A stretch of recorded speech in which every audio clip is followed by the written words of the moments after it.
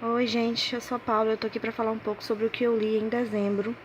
Eu fechei os 8 livros, portanto eu consegui fechar uma meta de 100 livros em 2017, o que foi uma boa. Eu comecei o ano sem querer muito números, mas eu consegui terminar, então tá de boa. Eu vou começar pelos do projeto. Eu peguei alguns livros no armário pra ler nesse recesso. Um deles foi A Guerra que Mudou Minha Vida, nesse livro lindíssimo da Dark Side. Ele é a coisa mais linda do mundo, gente. Ela tem resenha aqui dentro que eu não tirei. Ele é todo lindo, gente. O trabalho desse livro, nossa, é assim, muito maravilhoso esse livro. Ele vai contar a história desses dois meninos, essas duas crianças. Nessa época de guerra, Londres ela estava sendo evacuada. Algumas crianças estavam indo para o interior por medo de ser bombardeada, tudo e tal. E ela, a Ada, ela nasceu com um problema no pé, ela nasceu com o pé torto. E a mãe dela disse que ela não ia sair de lá. Pra quê que essa menina ia sair de lá? E ela não queria se separar do irmãozinho dela, então ela resolveu caminhar pela primeira vez. E é uma menina de acho que 11 anos. E ela foi até a estação de trem com o irmão para ir pro interior. E realmente foi o que salvou a vida dela, né? Ter ido pro interior, ter conhecido as pessoas lá e ter se libertado dessa opressão que ela vivia.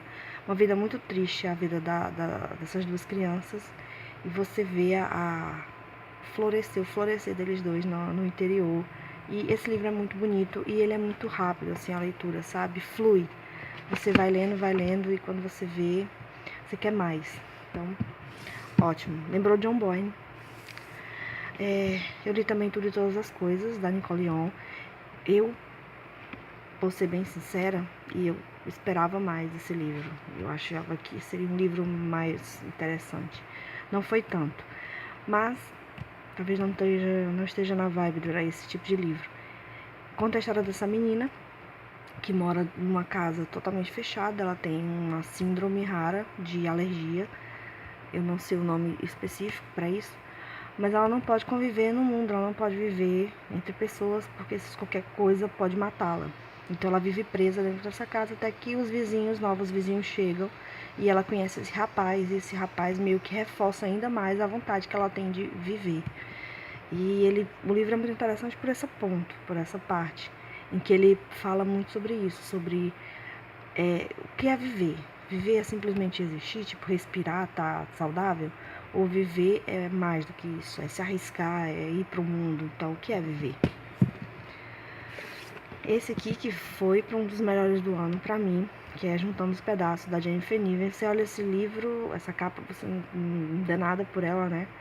Só que esse livro é maravilhoso, gente. Esse livro é brilhante. Ele vai contar a história de um casal completamente estranho, que é o Jack e a Libby. O Jack tem essa doença aqui, ó. E ele não consegue reconhecer rostos. Então, se uma pessoa estiver falando com ele e ela prender o cabelo no meio da conversa, ela já se transforma numa estranha para ele. E ele tem que conviver com esse segredo. E isso é muito pesado para ele. E a menina, a Libby, ela já foi considerada a adolescente mais gorda dos Estados Unidos. Ela teve que ser tirada de casa por um guindaste. E ela tá voltando agora no ensino médio, ela perdeu mais de 100 quilos, mas ainda falta perder uns 90 para chegar ao peso ideal. E ela tá voltando ao ensino médio e voltando às experiências, e a autoestima e a determinação dessa menina, um tapa na cara para todos nós. Ela leva assim, você passa o livro todo, eu passei o livro todo querendo protegê-la das coisas, mas ela se sai muito bem em todas as coisas que ela passa, assim, ela dá uma lição maravilhosa. A menina se garante, ela consegue, sabe, viver, sobreviver a todas as humilhações e todas as coisas. E com essa campanha toda sobre gordofobia, eu acho que é muito importante que as pessoas leiam esse tipo de livro aqui, para perceber um pouco mais. É um pouco além do que a gente imagina que é a vida de um gordo. Maravilhoso, maravilhoso. Também li 7 Minutos Depois da Meia-Noite, do Patrick Ness. Eu esperava muito desse livro, eu tinha uma expectativa muito grande, eu achava que esse livro, por tudo que falaram, ia ser maravilhoso. Não foi tanto, mas ele conta a história de um garotinho que tá com a mãe ela tá já num estágio muito avançado de câncer e ela tá quase pra morrer. E ele tá tentando sobreviver com isso. E tem alguns conflitos aqui. E vê a presença do monstro. E a gente percebe que nem tudo que é bom e nem tudo que é mal é mal. Eu acho que a maior proposta desse livro é isso. Que a gente não tá totalmente errado nem totalmente certo, sabe? Às vezes as coisas elas não têm uma lógica. E eu achei isso muito interessante, principalmente para os meninos, porque esse livro, né, faz parte do projeto. Dos meus eu li A Menina Má, era o meu livro do Dark Side desse mês. E que livro maravilhoso. Eu esperava mais dele, um pouco mais maldade por parte da menina, mas eu acho que demonstrou bem a questão do psicopata infantil e a questão do que move um garoto ou uma garota a ser um psicopata. E tem essa história dessa menina, dessa mãe e filha, né? Porque o marido ele tá viajando. E essa convivência entre elas e essas coisas que essa menina faz que você não entende muito bem.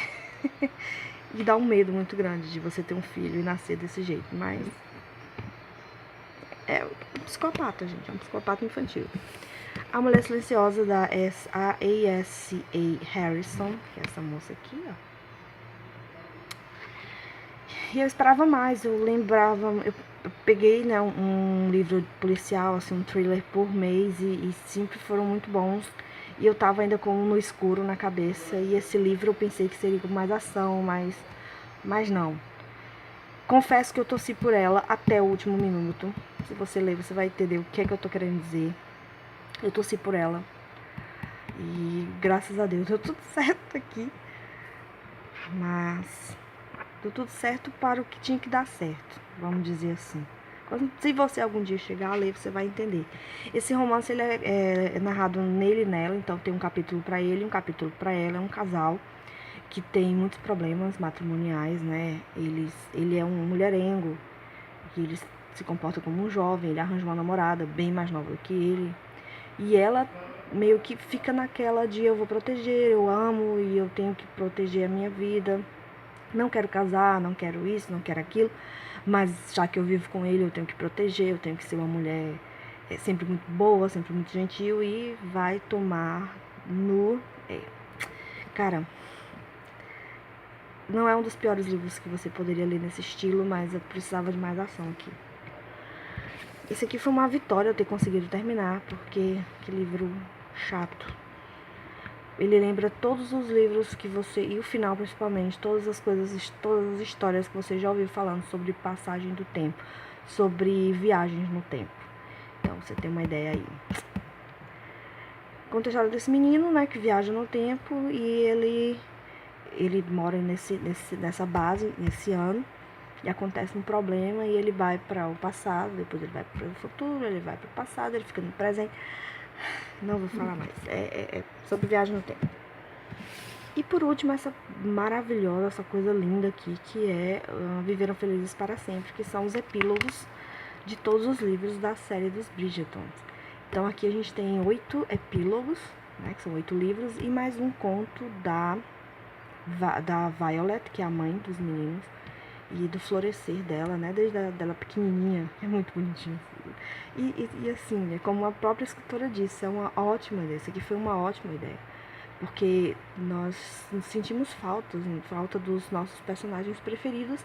E ela deu, assim, um finalzinho. Tipo, ela colocou uns pontos finais. Ela viu alguns personagens que não tinham tido tanto destaque no final do livro. E ela deu um final mais apropriado aqui.